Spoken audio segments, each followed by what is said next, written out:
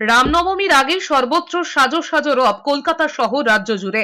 বীরভূমের সিউড়িতে বিশাল আকার সাইজের রাম লক্ষণের কাট আউট তৈরি করা হয়েছে। পাশাপাশি রয়েছে অযোধ্যার রাম মন্দিরের রামলালার মূর্তির কাট আউটও। জানা গিয়েছে বীরভূম জুড়ে এই বছর রামনবমী উপলক্ষে তৃণমূল ও বিজেপির তরফে একাধিক কর্মসূচি নেওয়া হয়েছে। এদিকে জলপাইগুড়িতে রামনবমী পালনের তোড়জোড় তৃণমূল নেত্রী তথা কাউন্সিলরের। রামনবমীর দিন বাড়িতে থাকার বার্তা দেন রাজীব বন্দ্যোপাধ্যায়।